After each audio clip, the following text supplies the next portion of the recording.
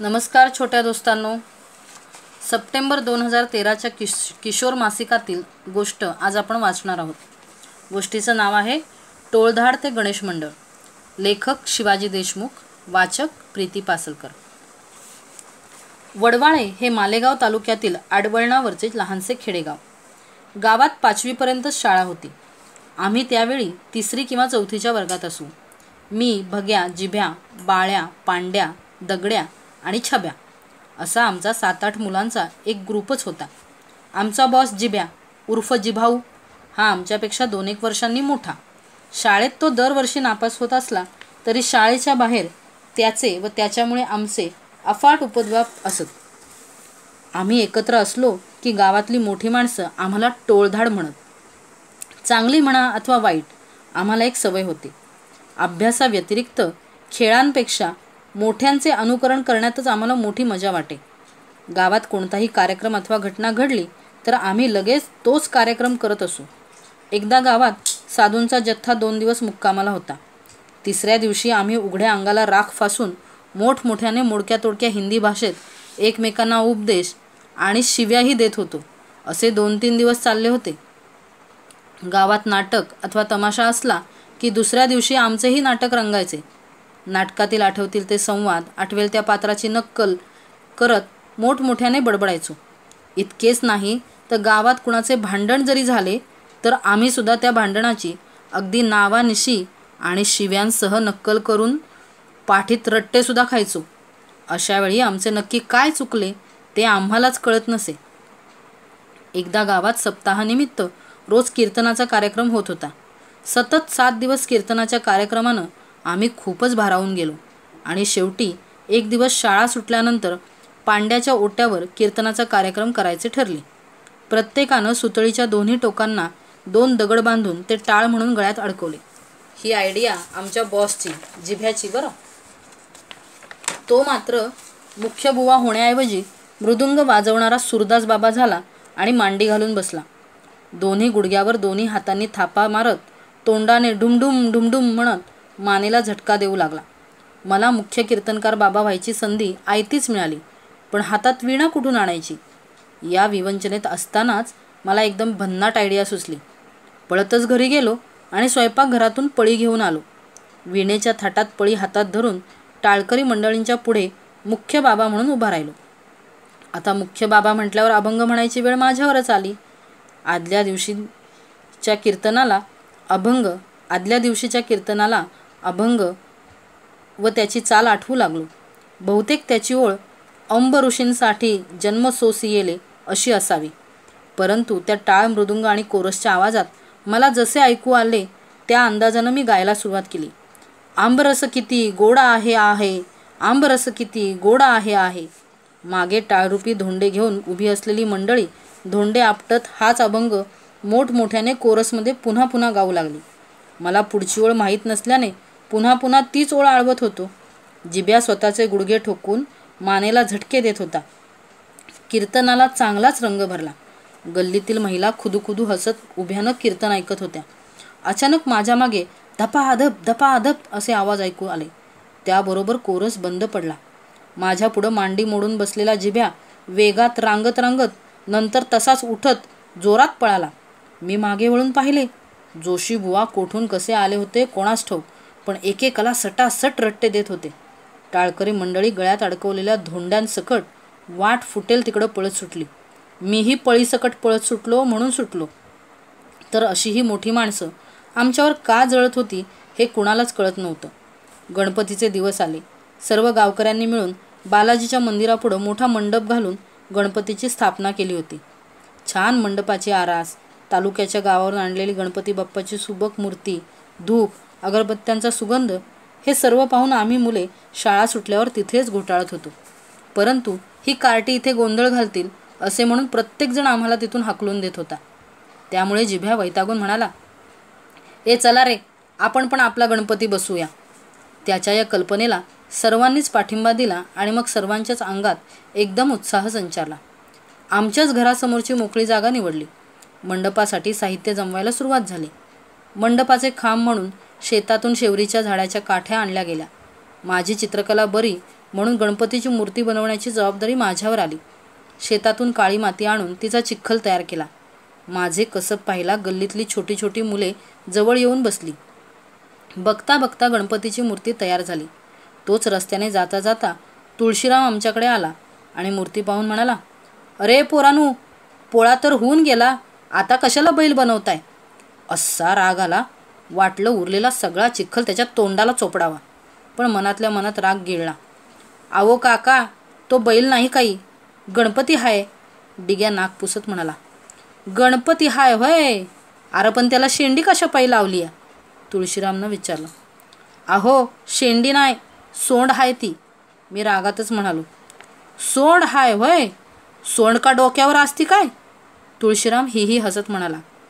डोकं नाही, ते पोट हाय, दिसत नाही का? मी चिडूनच बोललो. अरे मग तोंड कुठं आहे? तुळशीराम पुन्हा तोंड खुपसत म्हणाला.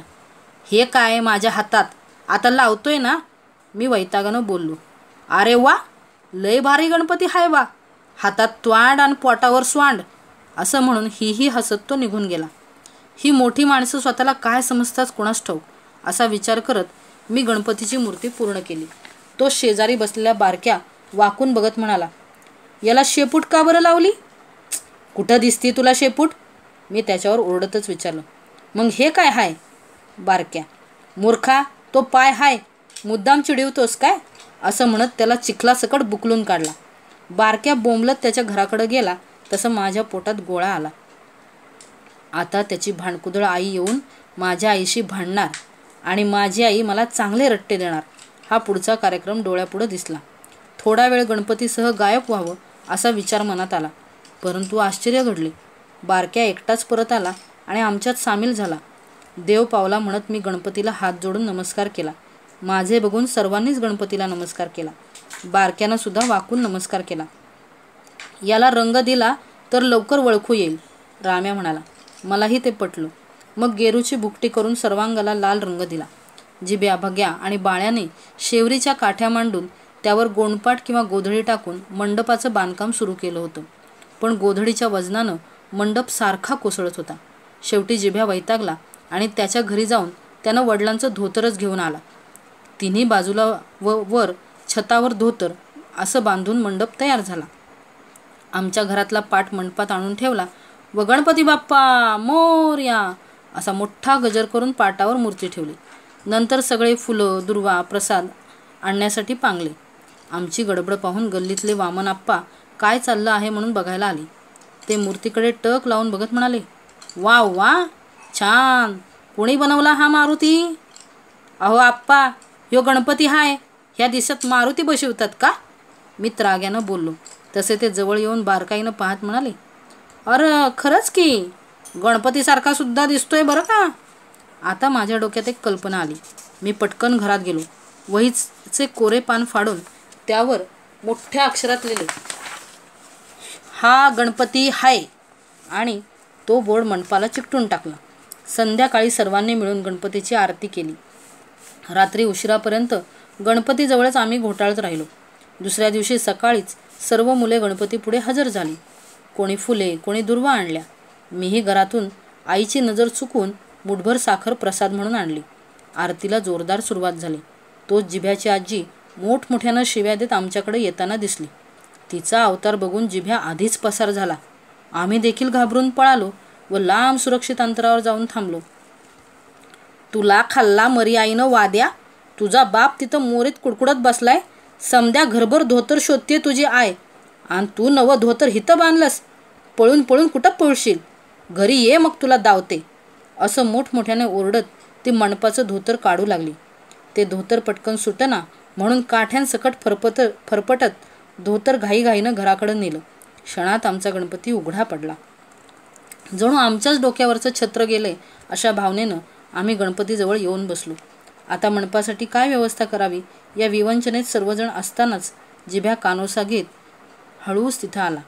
आल्या आल्या म्हणाला, काठ्या कुठं गेल्या? तुझ्या आजीनं धोतराबरोबर फरफटत नेल्या, भग्यानं त्याला सांगितलं. अरे पण काठ्या कशाला नेऊ दिल्या? जिभ्या ओरडला. काय करणार, आम्ही पण घाबरून लांब पळालो, नाहीतर आम्हालाच रट्टे बसले असते. मी म्हणालो. अरे पण धोतरच सोडून द्यायचं होतं ना. काठ्या कशाला घेऊ दिल्यात तुम्ही? जिभ्या रडवेला होऊन म्हणत होता. जाऊ दे रे, आपण नवीन आणू. दगड्या त्याची समजूत घालत म्हणाला. तसा तो उसळून म्हणाला, अरे पण त्याच काठ्यानं आता माझा बा मला सटकून काढील ना घरी गेल्यावर. जिभ्याच्या या दुःखाशी आम्ही सहमत झालो. आता पुढं काय करायचं याची चिंता करत असतानाच आकाश ढगांनी भरून आले. थोड्याच वेळात झिमझिम पावसाला सुरुवात झाली. मूर्ती भिजू लागली तशी सर्वांचीच धांदल उडाली. अचानक पावसाचा जोर वाढला तशी मी पाटासकट मूर्ती उचलली आणि म्हणालो, आमच्या घरात नेऊया. सर्वांना ही कल्पना आवडली. गणपतीसह आमचे मंडळ माझ्या घरात शिरताच आई जोरात ओरडली, ए पोरानो, काय करताय? थांबा तिथंच. अगं आहे, गणपती बाहेर भिजतोय म्हणून घरात ठेवतो. मी म्हणालो, अरे येड्यानो, एकदा बसवलेला गणपती त्या जागेवरनं हलवायचा नसतो, तो कोपल की तुमच्यावर. आम्ही सर्वजण एकमेकांच्या तोंडाकडं पाहत राहिलो.